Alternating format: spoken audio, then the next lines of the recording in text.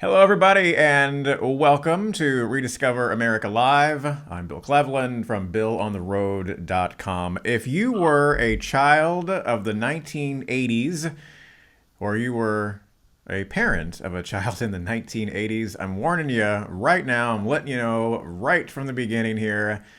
Make sure you share this video, send it to them.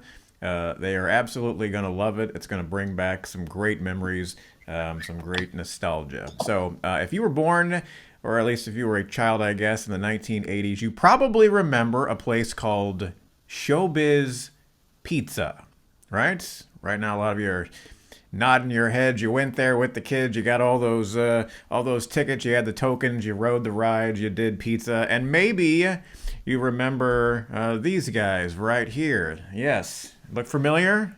Some people, it's a creepy looking ape. But to a lot of kids, if you grew up in the 1980s, this was a band and they were known as the Rockafire Explosion. And they were part of Showbiz Pizza. And I know I speak for myself and millions of other kids who were part of the 1980s. You went there, you had your pizza, and you just loved watching the animatronic band there at Showbiz Pizza. Well, today we have a guest with us who has, possession of one of those bands, and we're going to jump in. And from somewhere in the great state of Mississippi, Damon, how are you today? Well, we're way out in the country today. Yeah, that internet's going to be fun, looks like. So, Yeah, we're having a little bit of technical difficulty connecting, but that's okay. It happens, and it doesn't matter. So, Damon, it's good to see you. Now, as I was explaining there to the folks, anybody who was born in the 1980s, I should say, I keep saying born, but you lived through the 1980s, maybe early 90s, and you went to Showbiz Pizza. As you did, as I did, but you are way more of an enthusiast than I am, and I learned about you quite a few years ago, actually. I have this documentary. This is called the Rockafire Explosion. It came out in 2009, and for anybody who, if you like documentaries, you'll love it regardless. It's a fantastic documentary, and if you liked Showbiz Pizza, you should watch it. But Damon, tell folks a little bit about yourself. I mentioned you're there in Mississippi, and I know folks who are looking over your shoulder right now, and they see that you actually have, and that's not your house, I guess, but you have your own Rockafire Explosion band. yes, I do. Speaking of the documentary first, partially filmed here at Smitty's over a decade ago now. Um, Wow. I won this show off of eBay from Aaron Fector, the creator of the Rockafire Explosion. I flew to Orlando and met him at Creative Engineering. It's still there, it still exists.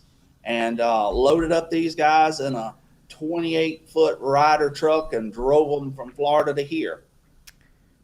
Yeah, and we're looking now, and for folks who haven't seen the documentary, you're talking about the gentleman who created them to begin with, correct? Aaron Fector, yes. Yeah. He is the creator of the Rockfire Explosion, the president of creative engineering in Mhm. Orlando. The picture you got up right there is Chris Thrash. He was the main character of the documentary.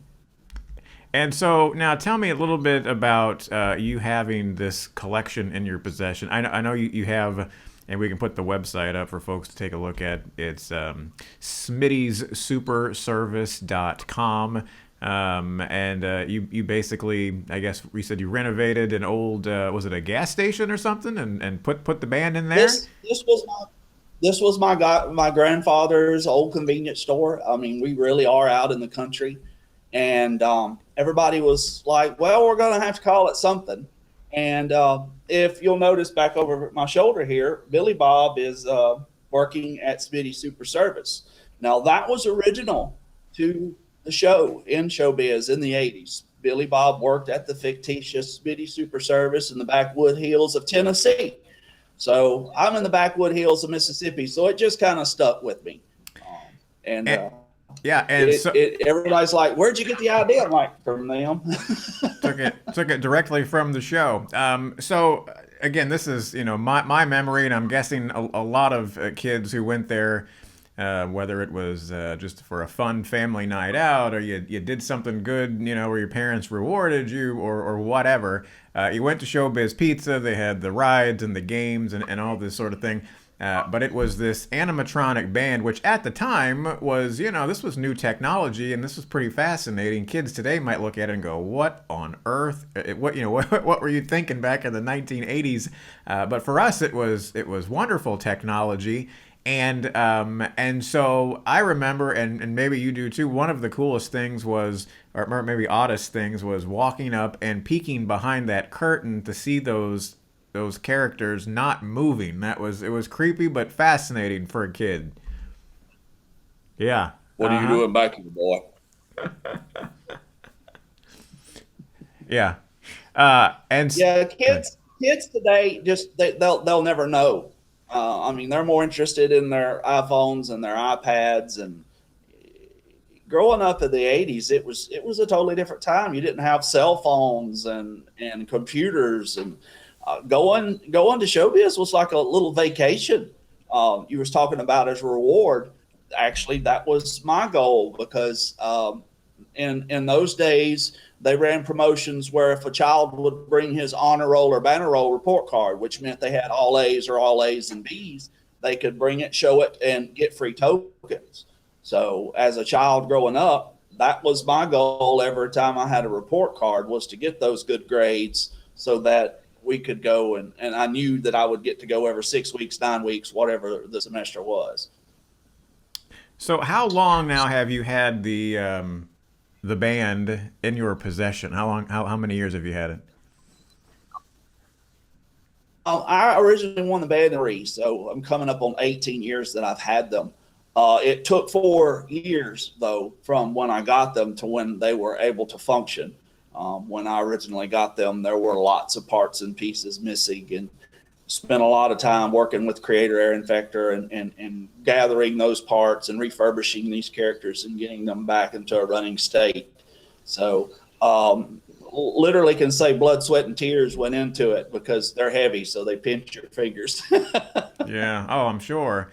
Now I know people will be watching this. There will be some folks who go, "What is this guy thinking? Is he crazy having these things at the house?" You'll have people who are, like I said, my age, your age, will watch this and go, "Oh my gosh, this is unbelievable." But to me, as somebody that is a journalist and I tell stories and I share stories, I'm always fascinated by people who collect things, no matter what it is. I mean, I've interviewed folks who have, the world's largest salt and pepper shakers, to, a guy who has 6,000 different types of mustard in a collection. I mean, so I've interviewed all sorts of people that have very varying and very interesting collections. But for you, what does this collection mean specifically? Is it just to stay connected to your childhood? Is it to kind of keep this story going? Why do you have them? It is a way to keep connected to my childhood. Later on, and even currently at Chuck E. Cheese, which is what still exists today, by far and large, most of them have either done away with the characters totally, or they just have one single character of the Chuck E. Cheese. So I also look at myself as a preservationist, and that Smitty's is almost a museum in a way, in that it allows you to step back into the '80s and see something that does not exist anymore, and very likely never will again. Society just as a whole is just not interested in things like that. There's more to do on your cell phone now. But this gives me a way to show my children, who are actually already almost grown now. They got to see what it was like for their father as a child growing up, what he saw. And it's a way for parents to bring their children and allow their children to see it as well. I'm curious, when you hear from people my age or people who went to Showbiz Pizza as a kid, what are the reactions that you get from people? And have you had people, I guess even complete strangers, ask to come by and see this in person? Well, I am not. I have a 40-hour a week job. So I have to keep the job, keep the bills paid. This is just the hobby. I have a website that has the email address, can connect with me. When it's people of our age, it's mostly like, I remember these when I was growing up, and I've got my kids, and I want to bring them to be able to see it. So it's just that way for a parent to be able to show their children something that they had when they were that child's age. Um, yeah. Yeah, and so now the other question I have, you're married. What does your wife think about you having a gigantic collection of 1980s animatronic? We won't call them toys; they're not really toys. But what does the wife have to say? The only difference between men and boys are the boys. So, we could go there. But my wife, the first time that I met her, I mean, it was already fully set up, and she came in and she said, "That's Billy Bob." So I said, "Well, I think you may be okay with this," because she knew who it was. A lot of times people come in and go, "Oh, that's the old Chuck E. Cheese." So, they're just not quite, they kind of have a little bit of the history, but for somebody to come in and specifically know Fats or specifically know Rolf and Earl or Billy Bob, they had that connection as a child too.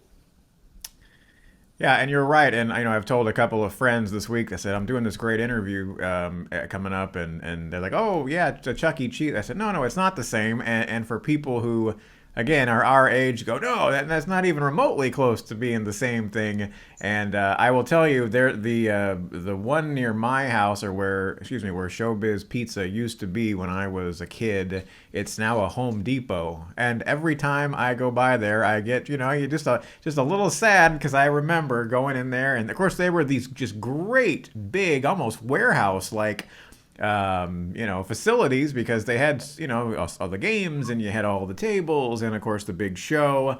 And so this is great fun to get to see this there. Now, I know you're in the country, as you mentioned. What part of Mississippi are you in? If you get out the map of the United States and look at Louisiana and Mississippi, Louisiana has a big toe because it's shaped like a boot. I am right above that big toe in Mississippi. We're considered southern Mississippi, but you can go a little further south to the Gulf Coast. But I still am considered southern Mississippi. All right, so we have a special treat for you, folks. We have we're going to let you enjoy the band, the Rockafire Explosion Band, live from Mississippi.